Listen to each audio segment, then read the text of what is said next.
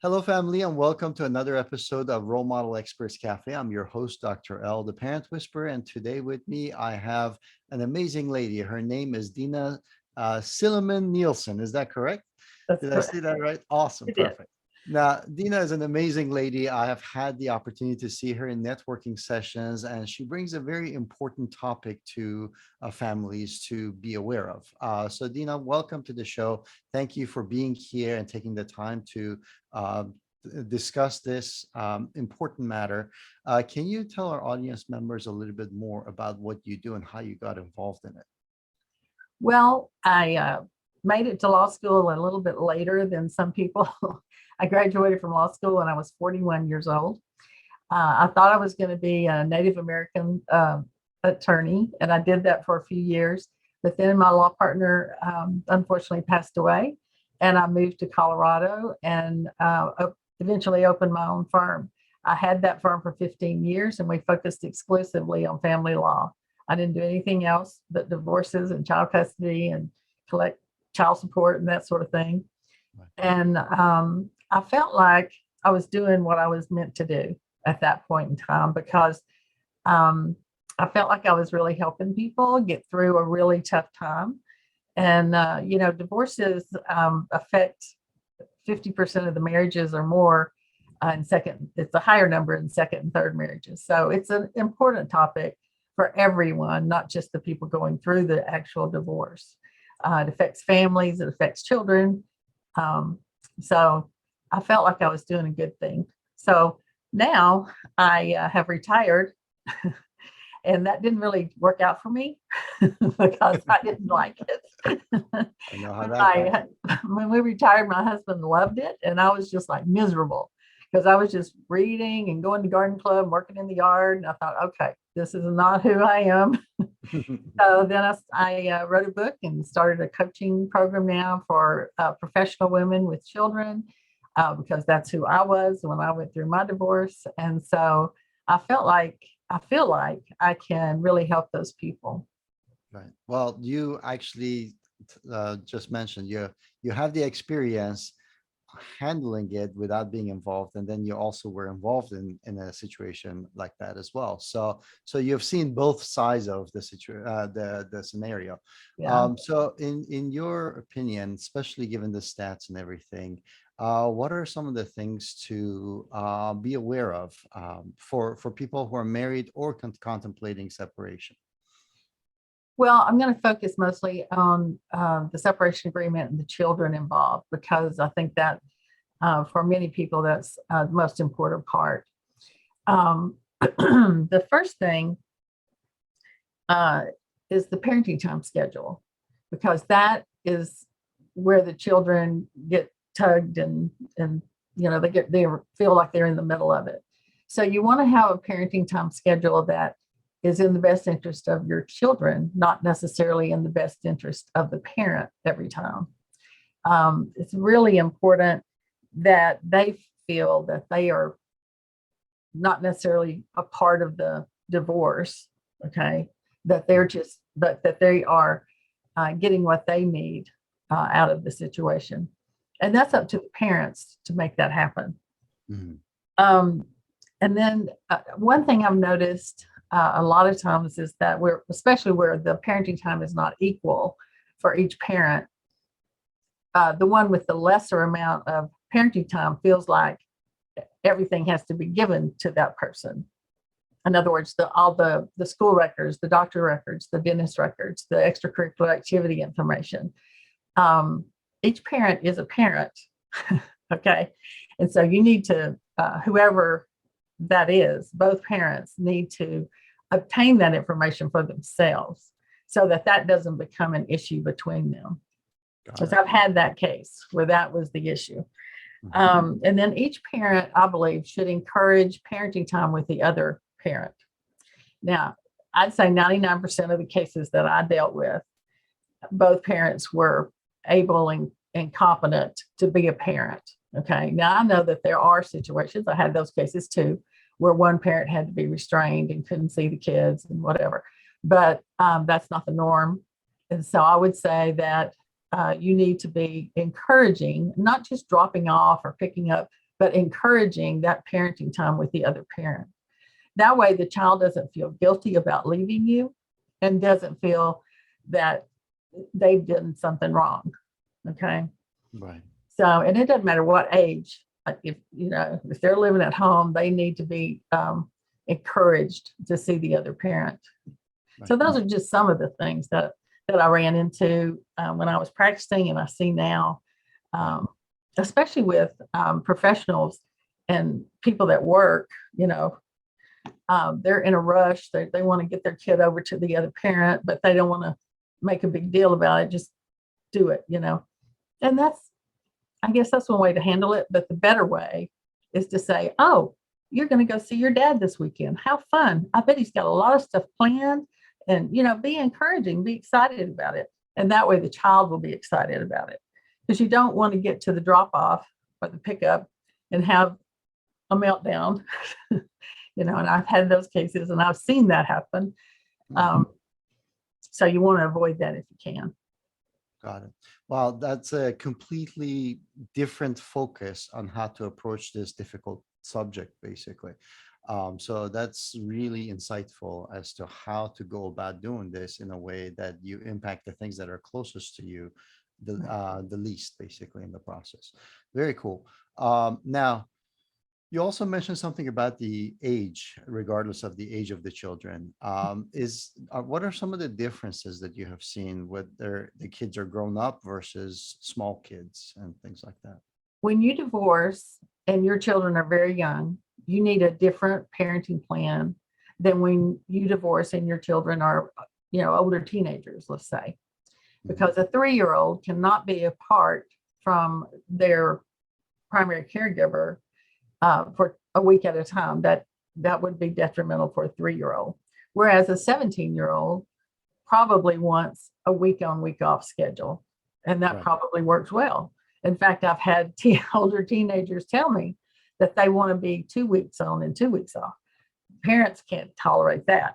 So that becomes a problem for the parents. So what I would say is that parenting plan is not static. It's not chiseled in stone. And it's going to be a living document that grows with the children. And as the child gets older, if you don't notice it, the child will tell you, I would really like for this to be a little bit longer, or different or whatever. And you should listen to that and pay attention to that. And the other thing is, when you're doing your parenting plan and you're doing your negotiating your separation agreement, put something in there that says every 2 years we will review the parenting plan together and decide if it's in the best interest of the children still. And that will solve a lot of that problem. So your recommendation is to have the court involved at all the stages. You don't just discuss it and change things on your own. No. What I'm saying is the parents should decide. When you have a separation agreement, that means you didn't go to court. That means you came to an agreement at the beginning. You may have an order from the court if you had a trial, but that order can be modified as well. So, and that can be done by agreement, even though the first one came from the judge. You see what I mean?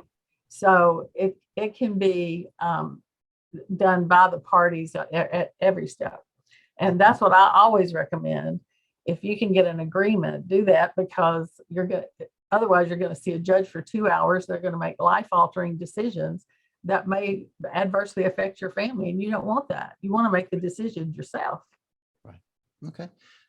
So now you have, obviously, when we were talking about this, you have a lot of experience on this. What are the typical challenges that now that people are separated have to overcome? What are some of the challenges that you see when people come to you as the typical standard issues that they need help with? I think communication is the biggest problem between the parties, and sometimes between the children and the parents. I mean, it just, people have lost the ability for whatever reason. I don't know what the reason is. If I knew that, I'd be really wealthy. But anyway, people have lost the ability to just have normal conversations, and not expect the worst from the other party. That's the other thing too. I've had clients that I've had to basically pull them off the ledge because they think everything the other party says or does is meant to hurt them. That's not always the case. I mean, I'm not saying it's never the case, but I'm saying normally that's not the case. People say and do things many times without regard to how it affects the other party, and that's not good either. So I really think communication needs to be better, and that's something that a consultant or a coach, whatever you want to call it, can help you with and help you navigate those kind of situations, because and sometimes people just shouldn't have as much communication as they want to have. Oh, I'm going to call him up and say this, or I'm going to have her, tell her off and all that. None of that's helpful. So please don't do that. But yeah, that's what I see as being the biggest problem. Right. Okay. And of course, when you have had a period of time where you are repeating same patterns in a relationship, this kind of becomes ingrained in you, right? So what are some of the tips and tricks that you would suggest for people to improve their communication, to make sure they put the children first, to make sure they communicate with the children and get the children's input in all of these? What are some of your suggestions? But one thing I would say, you should never vent about your spouse or the divorce to your children. That's not a communication that needs to be happening. Keep adult things between the adults, and then include the children when it's appropriate. That's number one thing. And never disparage your ex-spouse in front of your children or in earshot of them, because sometimes you're talking to your girlfriend in the living room, the kids in the other room, but they can hear what you're saying. Right. And I've actually experienced that, where my granddaughter came running out and said, "Don't talk about my dad." And I was like, we were like, "We're not really talking about your dad, but okay." So it happens. That happens. But as far as communication between the parties, that takes practice. It really does, because what you experienced when you were happily married and what you experience now that the divorce has happened, two totally different things. And so you have to learn that, especially when you have children with this person, you're going to be communicating one way or another always with this person. And people think it's till the kids get 18. No, I can tell you, you have grandkids and you have graduations and you have weddings, and then, it just goes on and on. And so I'm still in communication with my ex-husband, and we've been divorced over 20 years. So, I mean, that's what happens. And so the sooner, my effort here is that the sooner everyone learns how to communicate with each other and make it an easier thing. And, now you're not married, so now you don't have to necessarily be friends if you don't want to, but you have to be civil to each other, and you have to be able to have those conversations. Mm-hmm. My ex-husband texts me a lot, and I answer when I have something to say. That's the way I deal with it. And I think that's appropriate. So you just have to learn how to do that. Love that. That's really powerful. All right. So Dena, with the amount of support and network and experience that you have, how can people reach out to you and connect with you? Oh, I would be happy to hear from people. I have a website. It's denanielson.com. Really simple. And there's a lot of information there. There's you can order the book there. You can look at the options of courses and things, but there's also a lot of information there about the different things. I have a resources page there that has a lot of resources for people that may not be able to hire an attorney, or they are looking for, various things. And then I have a Facebook group as well, and it's called Common Sense Divorce, which is the name of the book and the name of the course and the name of the Facebook group. So we have a group there, and it's just what I say in the intro is that it's just a safe and secure place where people can share ideas, ask questions, and feel comfortable that other people in that group are going through the same thing. Mhm. So that's kind of what that is. And then if you need to email me for even faster response, it's denanielson@gmail.com. Awesome. Thank you. That's the fastest way to get to me. I'll be making sure to put all of those details in the description. So I invite all of our audience members to role model reaching out for help, looking for connecting and connections by actually going to the description box, checking out those links, connecting with Dina, and making sure that we teach this to our kids as well, so that they understand that they don't have to do everything alone, or they don't have to figure everything out alone, that there's always help out there for them. It's very important to show them this, role model this. And since we talked about it, Dina, do you want to show your book and kind of tell us a little bit about it as well? Here it is. Cool. Common Sense Divorce: 10 Steps to Save You Time, Money, and Worry. And it came out last year, and my audiobook for this is coming out next week. I'm very excited about that. Yeah. Almost forgot to even mention that. Especially for busy parents, that would be a very important Right. thing. Well, Awesome. I must be really busy because it's taken me this long, a year and a half, to get it done. Absolutely. Audiobooks are a chore, I will tell you, but I think it really will be helpful for busy parents, just like you said. No, very cool. So guys, if you haven't already done so, make sure you click subscribe so you get notified of all the videos, the latest experts that come here, share their expertise and their gifts. And Dina, thank you so much for taking the time out of your busy schedule to be here with us today. Any final words before we finish? Well, of course, and I'm so glad you invited me here, and I appreciate it very much. And I just want to say that if anybody out there is struggling with their divorce, you don't have to do it alone. And I would be happy to talk to you and give you whatever help I can. I can't give you legal advice because my license is inactive, but certainly as an aid to your own attorney, I would be happy to help. That's wonderful. Thank you so much. See you Thank you guys so next much. time.